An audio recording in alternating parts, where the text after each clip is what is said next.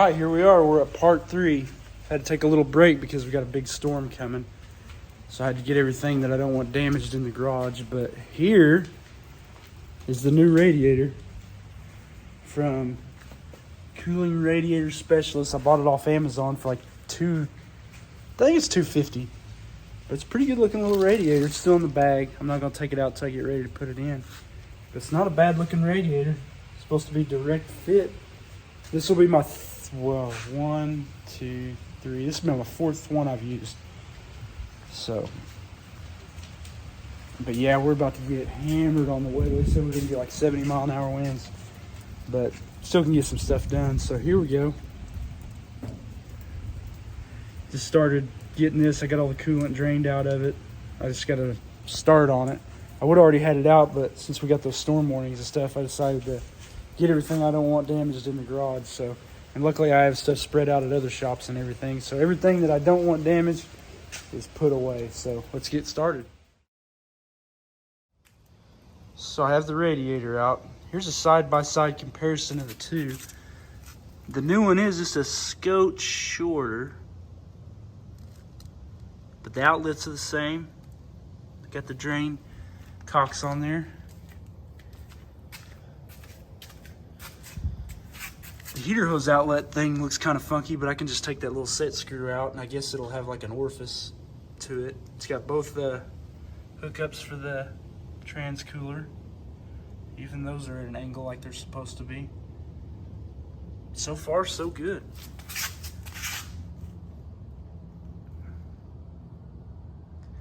And the old one wasn't like the one that was in the motorhome. It's still heavy, but I might be able to. And I've saved both the radiators out of them. That way, if I find something else, you know, that I can get running and get it on the road, you know, might as well save them, you know.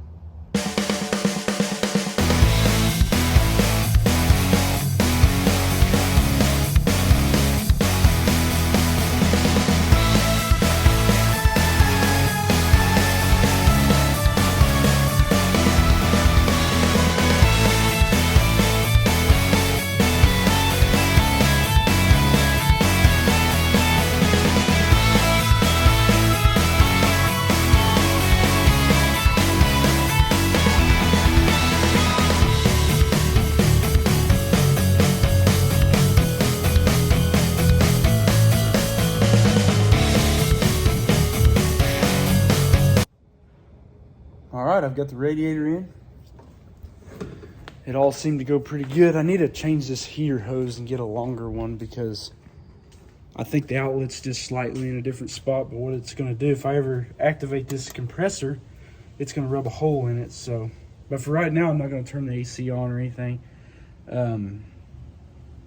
So I'll just get a new hose later. But I'm going to fill it full of water, try to flush the engine out a little bit before I antifreeze it, which I'll be needing to antifreeze it here pretty quick. But yeah, we're ready to put fluids in this thing and see if it'll run. So everything, transmission's done, the rear end's done, radiator's in. So a lot of work to get to this point. I still don't have power assist on the brakes, so I'm wondering if that booster's bad, but that's something I'll fix later. I gotta put a booster on it. I'm gonna change the rear shocks. Still try to find the tailgate I've been looking for. I've been trying to find a blue and white factory style tailgate with that aluminum insert, you know, and that's not very easy to find so far. So, I mean, I can get any old tailgate and put on it, but I want it to have the trim and all that stuff, so I'm kind of on a wild goose chase there. But let's put the fluids in this thing and see if it'll move. All right, so I've added about 1.5 gallons of transmission fluid. The rear end's full. Radiator's got water in it now. Shall we? I know I've been waiting quite a while for this. I don't know if you have or not, but I'm ready to hear this thing make some noise. So I'm going to start it up and let it run just for a little bit and see if it'll take a gear. I've got the back wheels also jacked up off the ground so I can try to let it shift a little bit. So yeah, we're on stands and stuff. So let's see if this thing will fire off. I don't know if there's a good way to set it up here. I'll just have to hold it. All right. Now, mind you, I should have primed the carburetor. I didn't think about it. did not do that.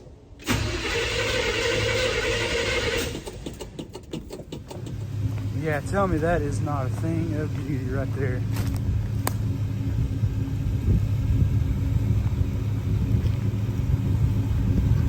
It's shifting through the gears. It pulled out on its own weight. Just trying to get it to warm up, but we're about to get soaked in the rain. We're gonna add some water to it. So, all right, here we are. All the fluids are topped off. I have verified the truck moves forward, backwards, all that kind of stuff, but I have not driven it yet. So yeah, new transmission, not new rear end, but new bearings and a different carrier and stuff. I've checked everything. I had to wash it off because of the dust on the windows and stuff. But yeah, let's see if this thing drives near as good as it did when I owned it the first time. So, fired right off.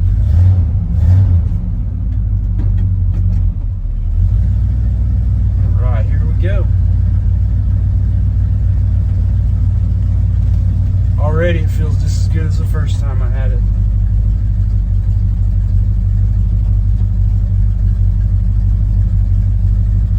Pull out here on the road. Now the booster's not working. It feels kind of funky, but we'll get that fixed. But 1, 2, 2, 3. Right on. How they did it like that, yeah. Holy moly, man, this feels good.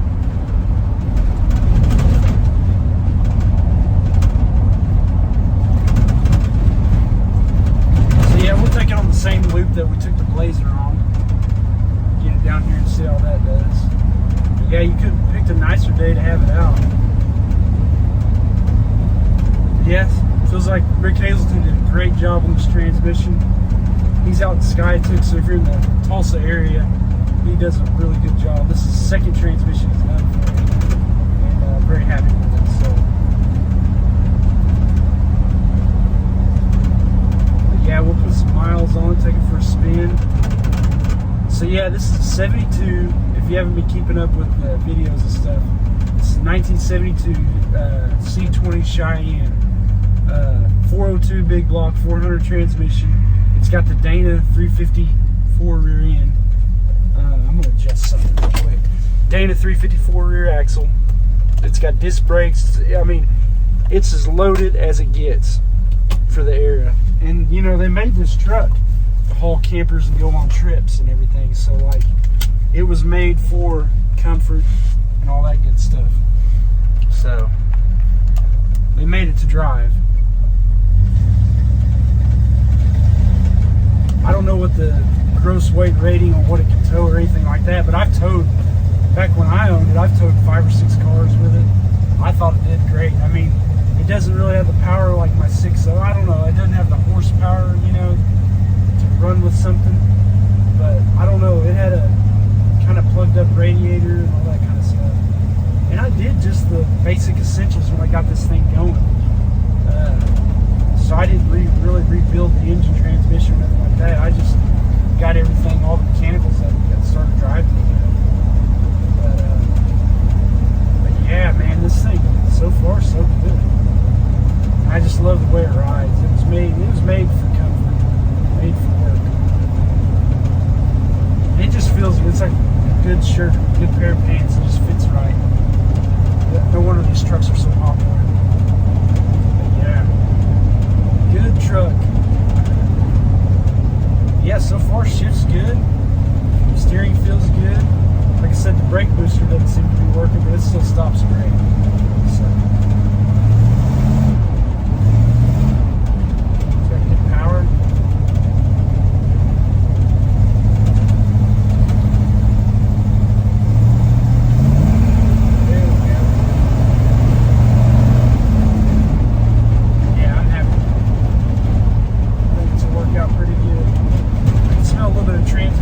I spilled like a quart all over the exhaust manifold. Made a heck of a mess. So there it is, my 1972 C20 Cheyenne Longhorn with the 8.5-inch long bed. Like I said, this thing came out brand new with a slide-in camper. So it was made to go on long trips. And this truck's actually, I verified from the previous owners that they took it to California and Arizona and Montana and Yellowstone back in the 70s when they bought it new. So they bought it to use. I believe it's a Kansas truck. But yeah, 402, which I'm pretty sure is the same as 396. Turbo 400, Dana 60 with the 354 ratio gear, Cheyenne trim package. It's got a little bit of repair. You see that hole there? That was, it had an auxiliary gas tank that was in the, I guess the factory camper had a cutout in it for that to go around that tank. It was still in there when I got it. I removed that. Here they got the custom camper. I just love it, man. This is a great truck, man. And the fact that you could hook up and pull cars with it, and heck, if I find another camper, I'll put it on there. But right now I'm on the search for another tailgate. See, I'm pretty sure this didn't come factory with one because of the camper that was in it. It overhung on the back. Oh man, excuse me. Oh man. But yeah, so I'm looking for a blue and white tailgate with the Cheyenne style script on the back, or the trim package. Sorry, I'm a little bit under the weather. So, but yeah. Oh man. Let's raise the hood here.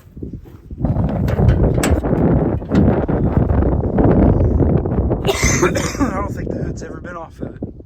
Everything's virtually untouched, aside from the one wire alternator, the 600 L-Brock that I put on it, and now this radiator. And even the air conditioner will come on, or at least it did when I had it before.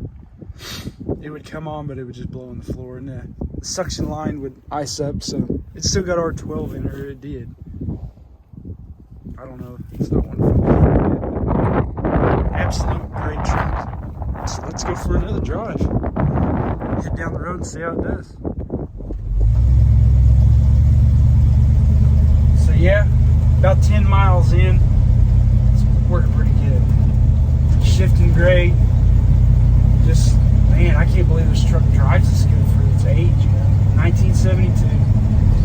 Smooth as can be. It's got some rattles though.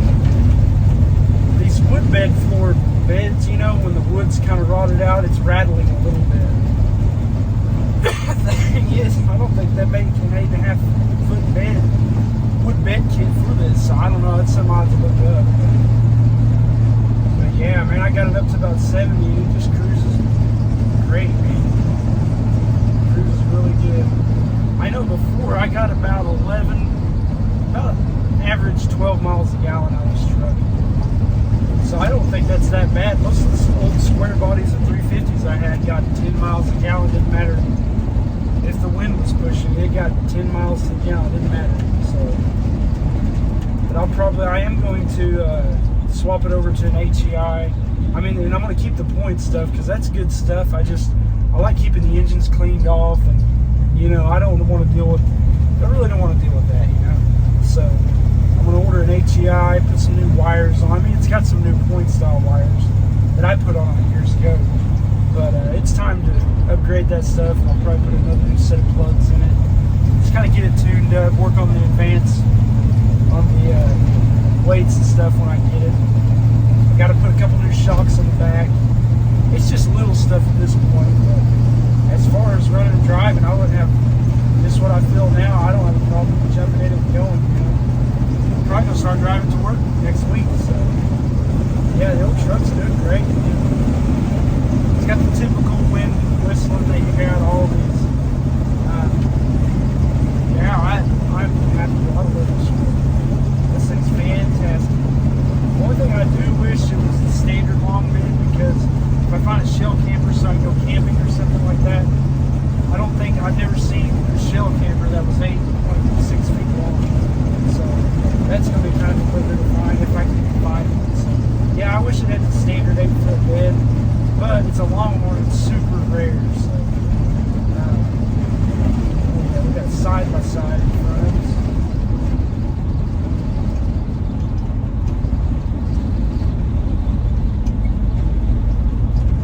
That's a cool thing too out here in the country. Everybody drives around their side-by-sides and all that kind of stuff.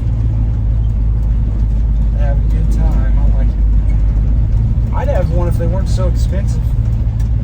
I'm turning this way. I got enough hoopty trucks, I think I'll be alright. Oh, of course they're going my way.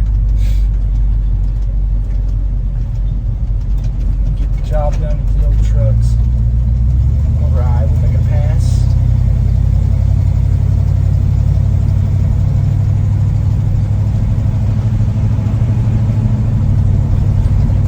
Yeah, so far so good. I'm happy with it. So get a few more things done. Yeah, and every light in this truck works. The reverse lights, parking lights, signals. You couldn't have found a better one to fix up, really. I mean, yeah, it's got a little bit of rusty cap, but it's nothing you can't fix, you know, in a few weekends. So I got very lucky with this one. I'm lucky to have it for the second time. So thanks, man, for picking it up for me. You know, thanks to Rick Hazelton for fixing it, rebuilding that transmission. Yeah, this is working out pretty good. Thank you, Guy, for the variance intersection. I can't even remember his name now. I'm terrible with names, by the way.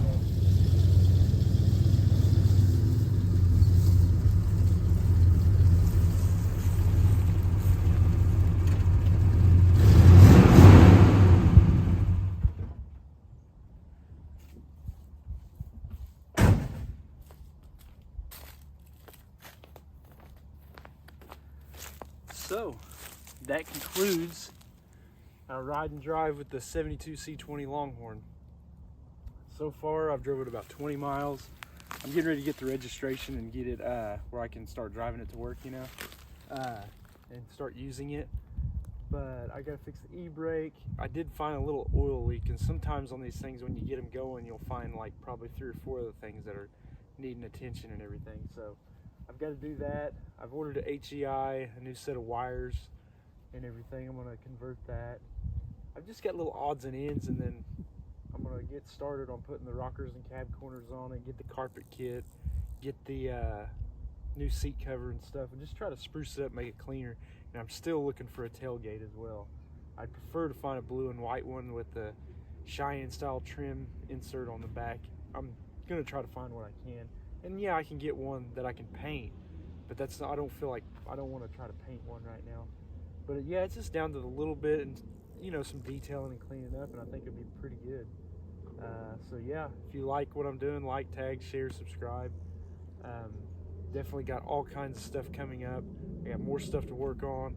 I keep saying I'm going to get the Blazer and bring it over, but as soon as I get a few things, I'm working on that Maverick right now, trying to get it to run right, and I'm finding some stuff that need to be fixed. But yeah, we'll get that Blazer over here really quick and we'll get it on the road. So thank you guys.